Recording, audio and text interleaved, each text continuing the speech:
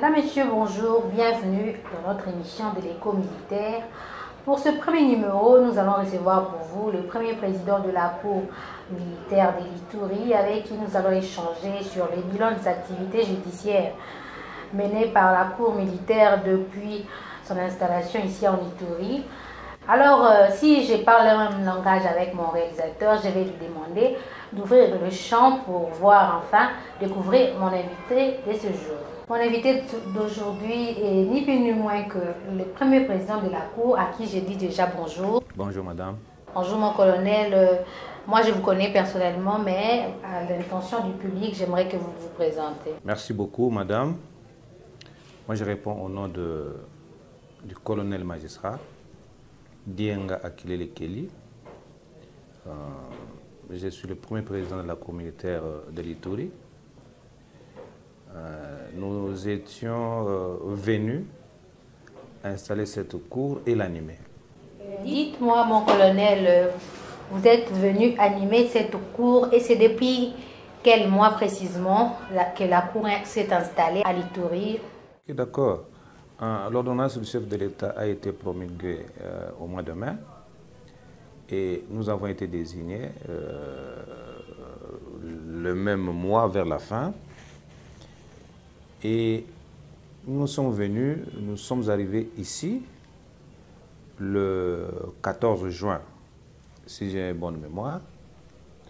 Nous sommes arrivés le 14 juin et au courant du même mois, nous avons commencé les activités judiciaires vers la fin, vers le 25. Aujourd'hui, nous pouvons dire que la justice militaire sert de levier à l'administration militaire qui l'accompagne à chaque pas. Pouvons-nous savoir les bilans exacts depuis votre avènement, depuis votre venue, votre installation ici en Ituri, les bilans exacts de la Cour militaire? Vous avez réalisé combien de prononcés, combien d'audiences et combien de prononcés à l'échelle? La Cour, au niveau du premier degré et au degré d'appel. Pas au degré d'appel vers la haute cour, mais la juridiction inférieure qui est le TMG vers nous. Alors, j'ai aussi les éléments du tribunal militaire de garnison. Le tribunal militaire de garnison avait abattu aussi un travail parce que, bon, ils sont à deux seulement. Je vais commencer par les dossiers de la maison. Dans les dossiers de la maison, nous avons, le tribunal militaire de garnison avait hérité de 195 dossiers. Vous comprenez? 195 dossiers. Et dans les 195 dossiers, le tribunal militaire de garnison a déjà traité 76. Par condamnation, 70 dossiers. Par déclinateur de compétences 0. Par acquittement 6. Et dossier en instruction 14. Et ils ont 9 dossiers qui sont pris en délibéré. Alors, il y a aussi bon, le nombre de prévenus, je ne sais pas si ça va vous intéresser. Le nombre de prévenus, il y a 248 prévenus. Dossier non encore soumis au débat, c'est 105. Alors, ça, ce sont les dossiers de la maison. Avec l'état de siège, comme je vous ai dit,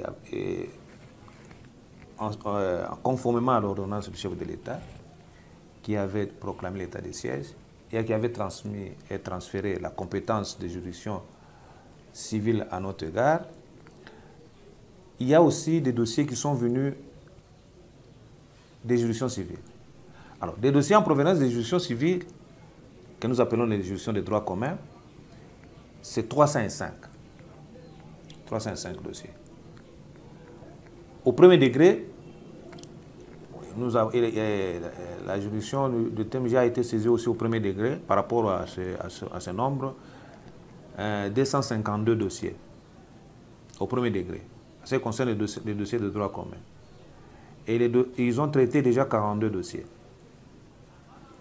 Par condamnation, ça fait 33. Et par déclinaison de compétences, 2 dossiers. Je crois qu'ils ont renvoyé ça au tripé. Et par acquittement, 10 dossiers. Ils ont 15 dossiers en instruction. Et ils ont déjà pris 8 dossiers en délibéré. Donc, il y a 3 ou 4 jours. Les activités actuelles,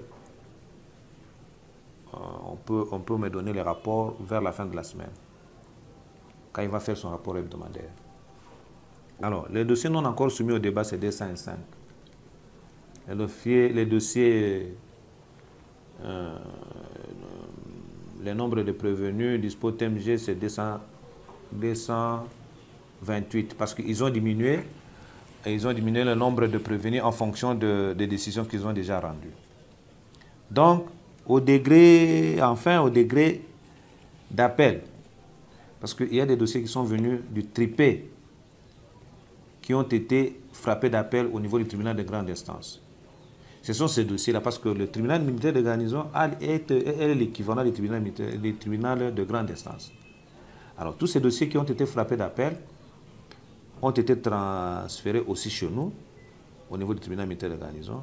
Il y en avait 20. Ils ont déjà traité 10. Vous comprenez? Ils ont déjà traité 10.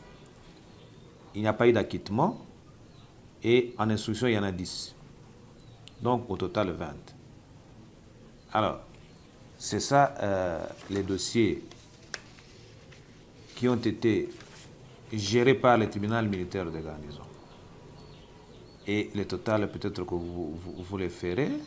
Ici, je n'ai pas un total général comme on l'avait fait au niveau de la cour militaire.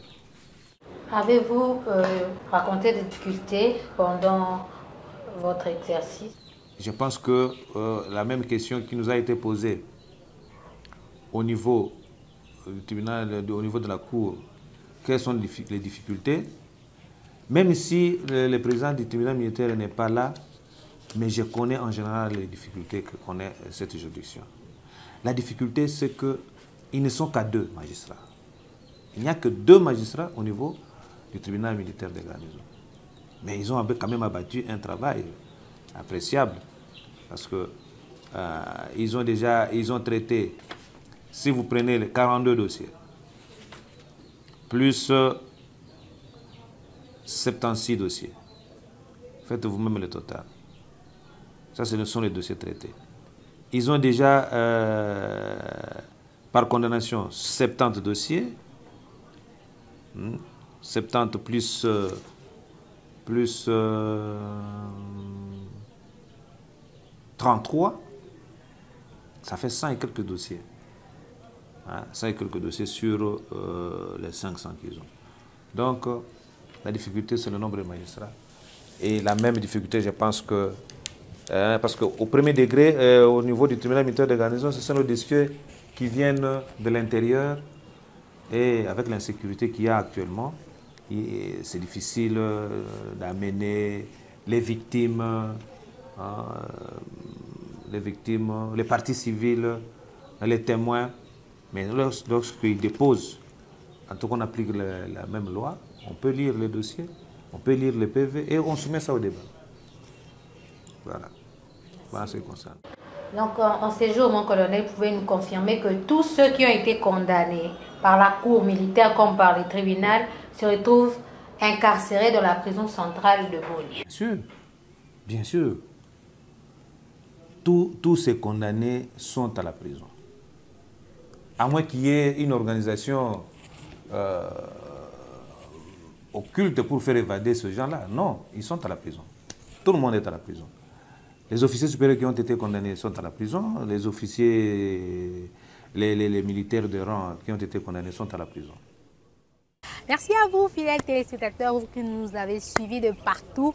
Merci avec vous. Aujourd'hui, nous avons reçu pour vous le colonel Dienga Akelele, le premier président de la cour militaire de l'Ituri, avec qui nous avons parlé de prouesses de la cour militaire, des activités ou du bilan de la juridiction militaire. Merci à vous qui nous avez suivis. Un grand merci à l'ensemble de l'équipe qui a assuré la réalisation de cette émission. Derrière la caméra, nous voyons Jossou, ainsi qu'à la réalisation Hachem Ndoulou. Sarah Memba était à la présentation. Je vous retrouve très prochainement pour un autre numéro avec le même plaisir. Au revoir.